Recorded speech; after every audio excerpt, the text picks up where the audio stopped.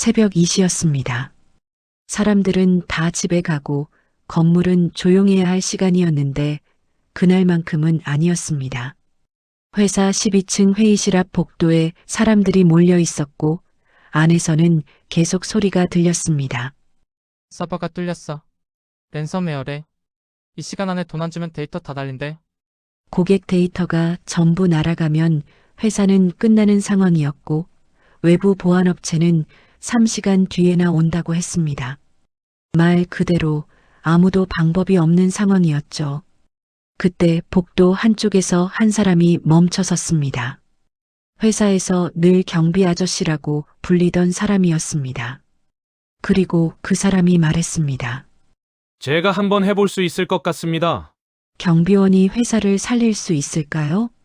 아니면 이건 그냥 무모한 말이었을까요?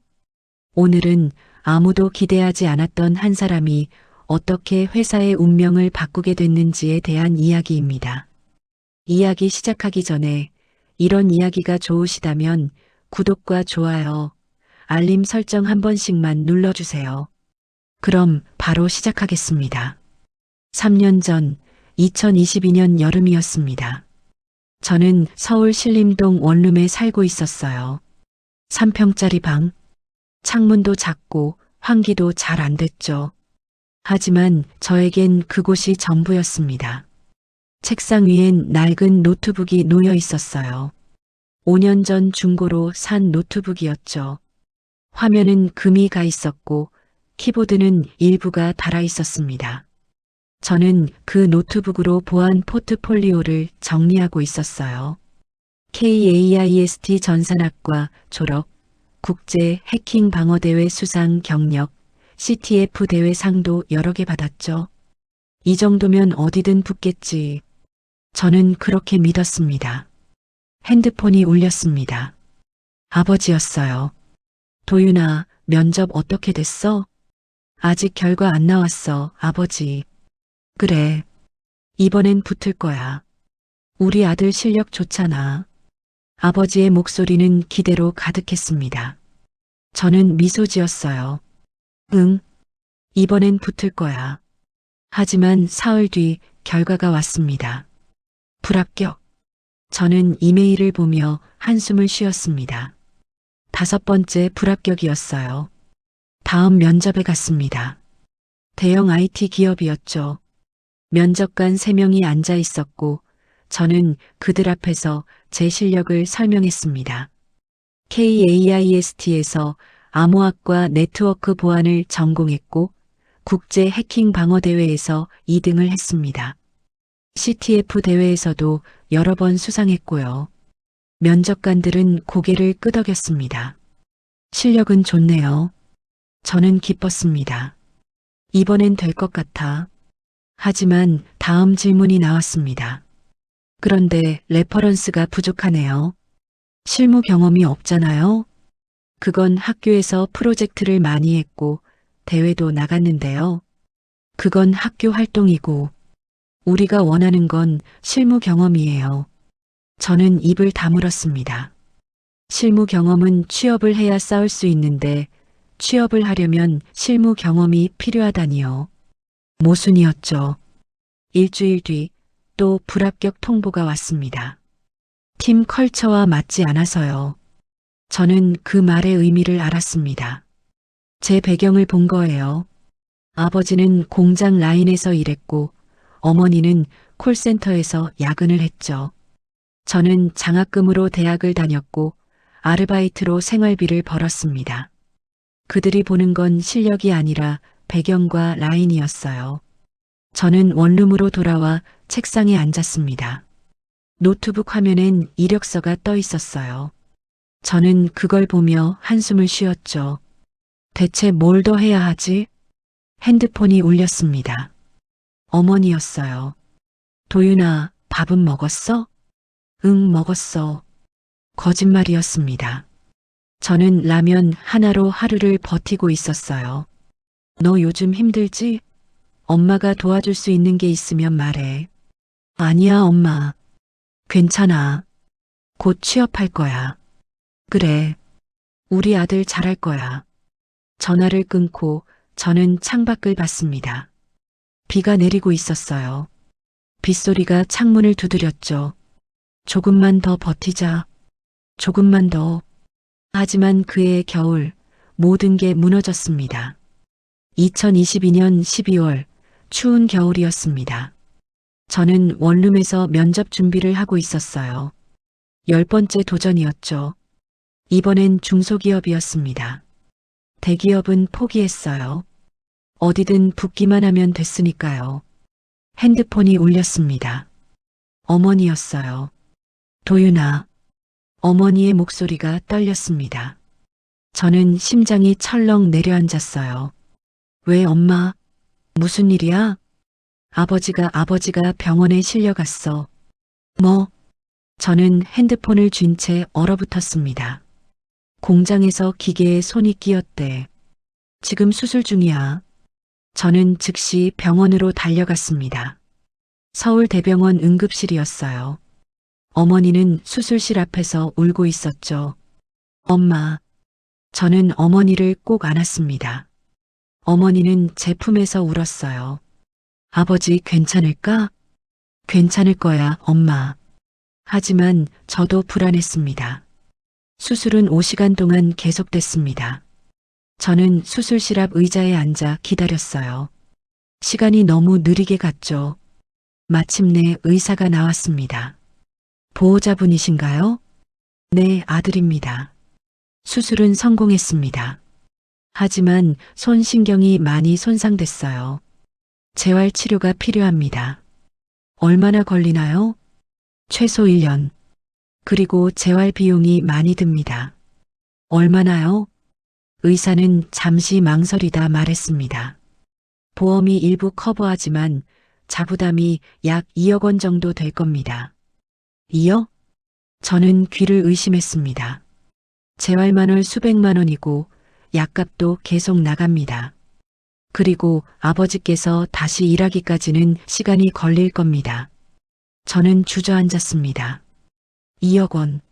제가 평생 모아도 모을 수 없는 돈이었어요. 병실로 들어갔습니다. 아버지는 침대에 누워 있었어요. 손엔 깁스가 돼 있었고 얼굴은 창백했죠. 아버지, 도윤아 미안하다. 왜 미안해요? 아버지 잘못이 아닌데. 내가 조심했어야 하는데.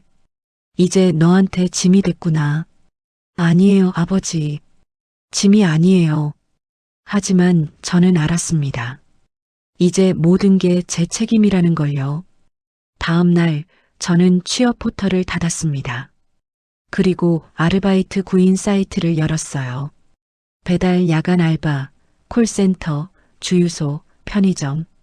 돈이 되는 일은 뭐든 찾았습니다.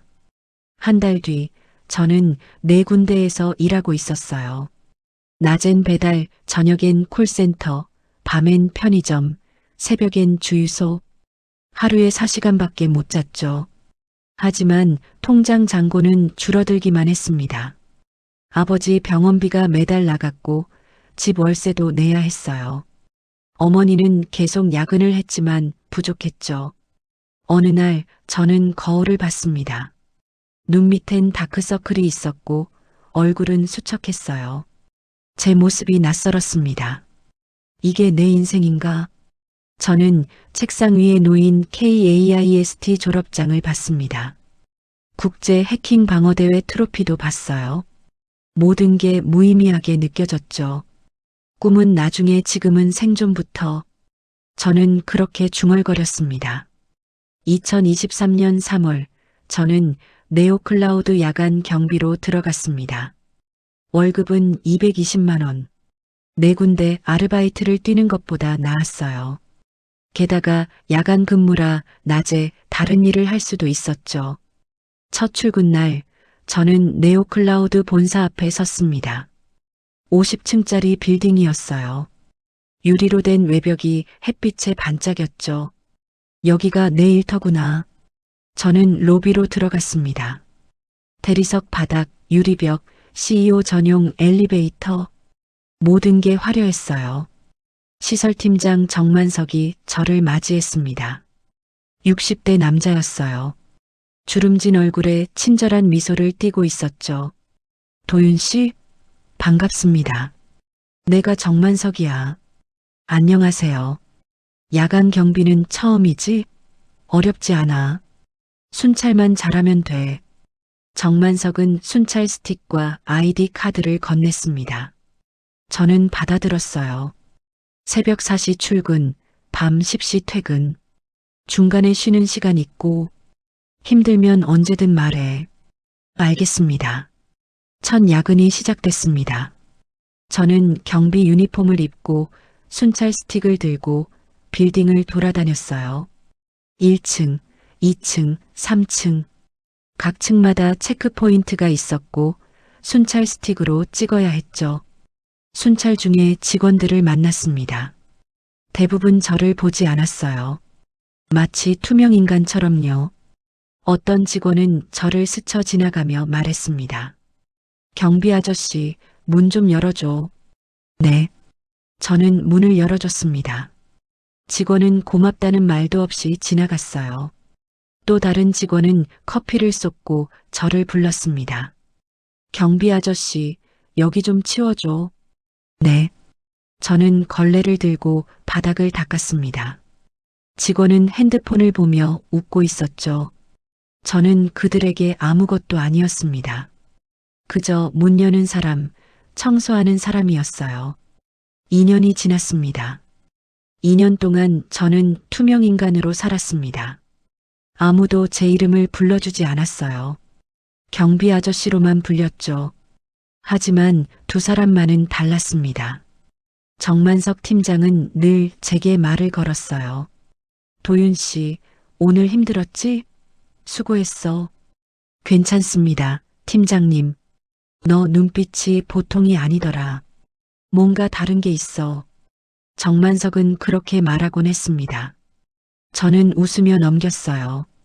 또 한 명은 야간 청소팀 수진이었습니다. 40대 여성이었어요. 늘 조용히 일했고 저를 보면 미소 지었죠. 도윤 씨, 오늘도 괜찮아요? 네, 괜찮아요. 힘들면 말해요. 제가 도와줄 수 있으면 도와줄게요. 수진의 말은 진심이었습니다. 저는 고마웠어요. 하지만 저는 다 말하지 않았습니다. KAIST 출신이라는 것, 국제 해킹 방어 대회 수상자라는 것, CTF 대회에서 여러 번 우승했다는 것. 말할 기회도 없었고 말해도 믿어줄 사람도 없었으니까요. 저는 그렇게 2년을 보냈습니다. 순찰하고 문 열어주고 청소하고 제 꿈은 책상 서랍 깊숙이 묻혀 있었죠.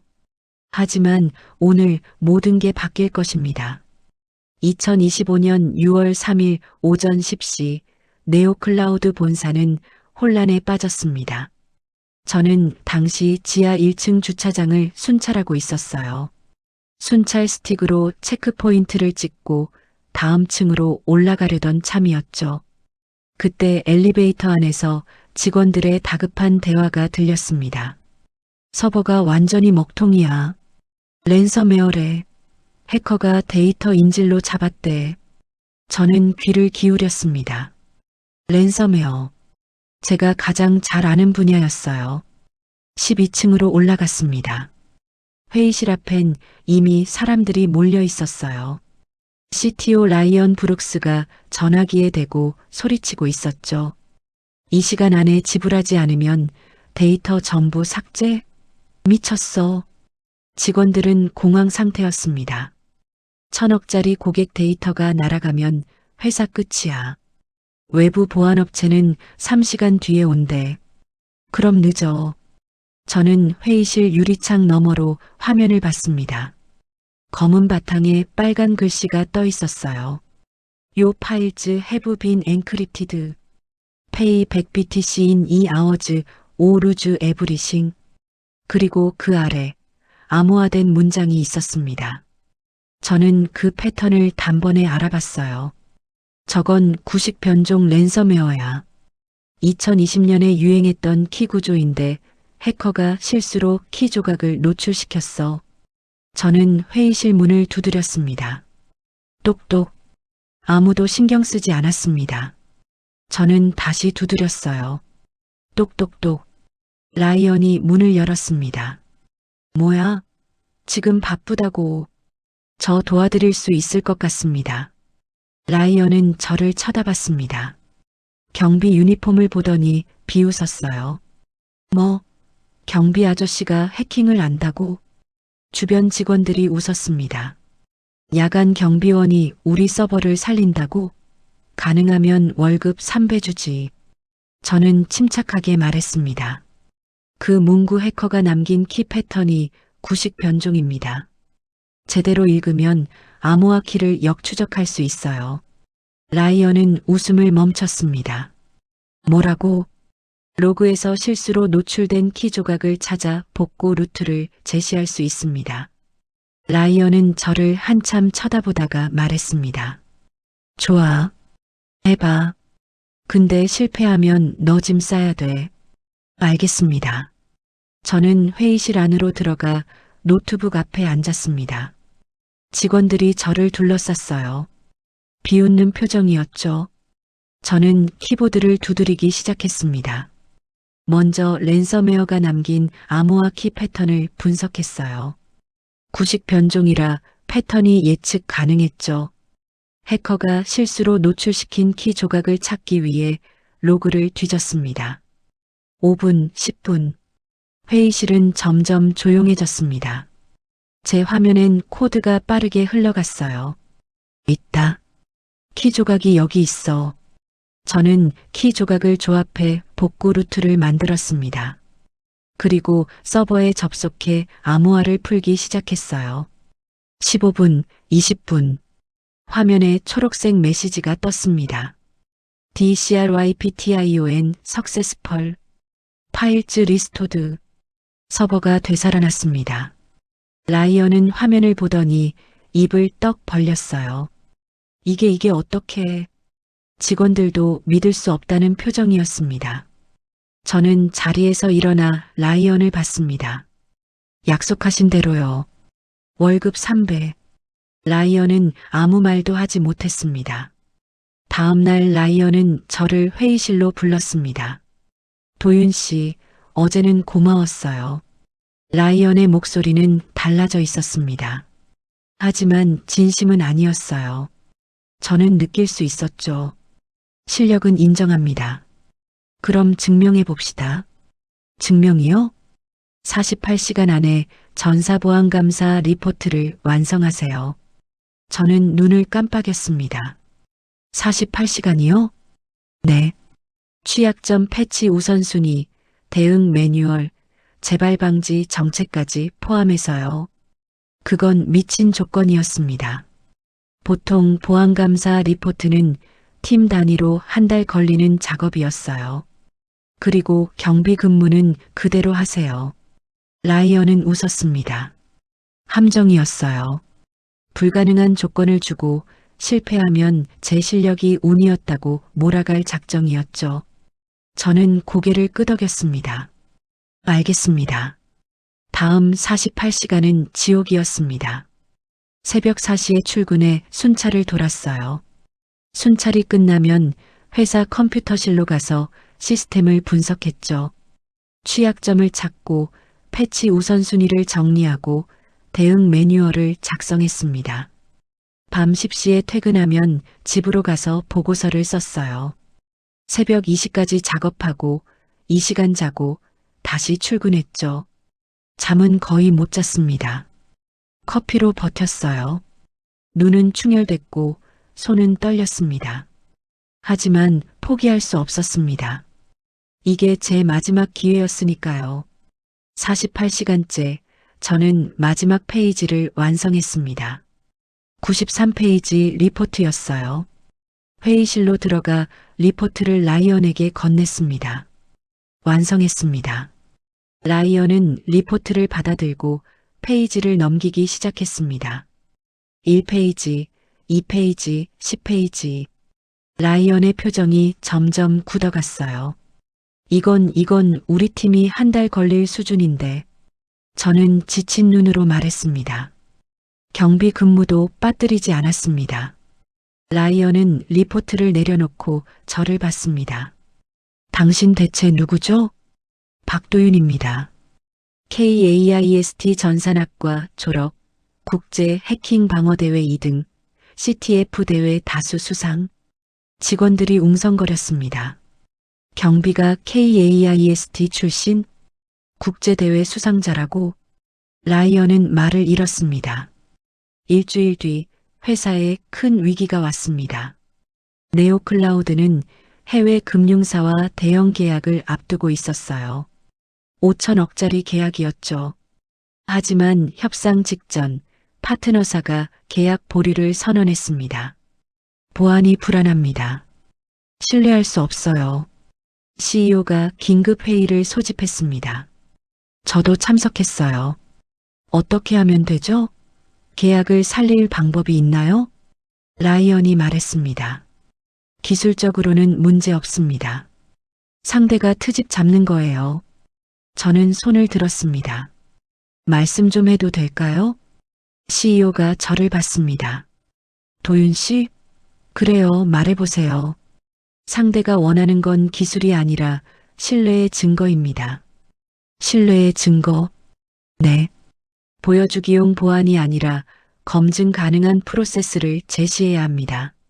저는 파트너사의 기준으로 보안 체계를 재정리했습니다. 그들이 원하는 인증, 감사, 투명성을 모두 포함해서요.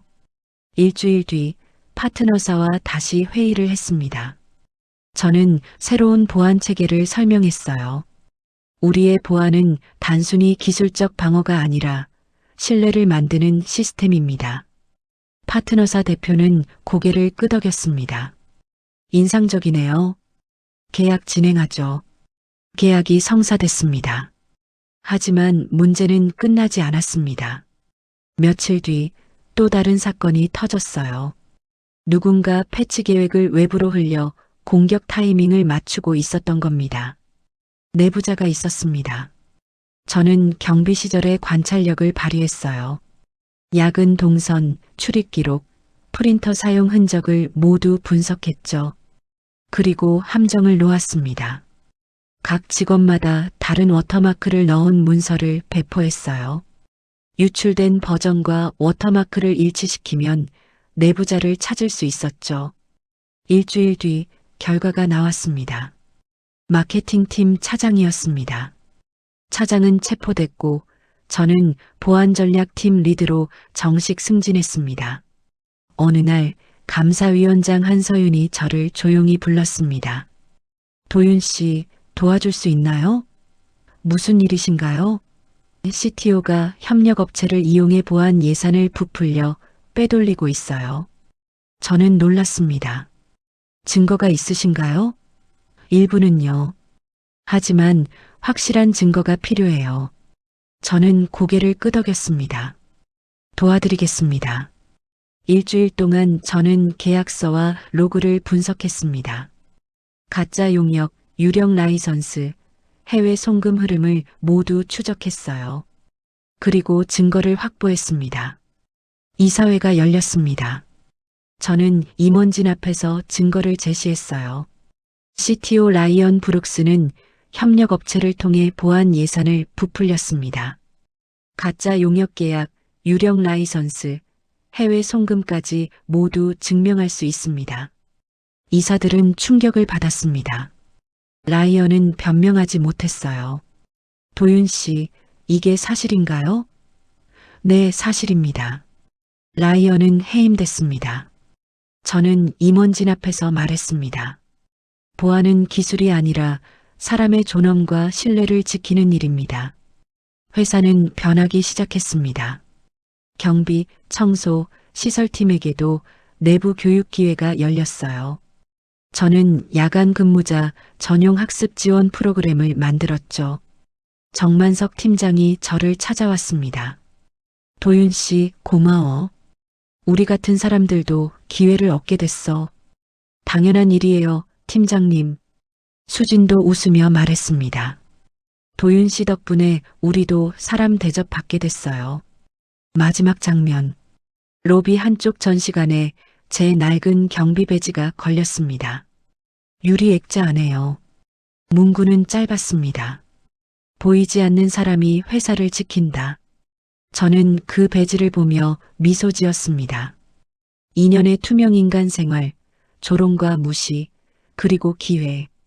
모든 게 제 인생을 만들었어요. 이제 저는 더 이상 투명인간이 아니었습니다.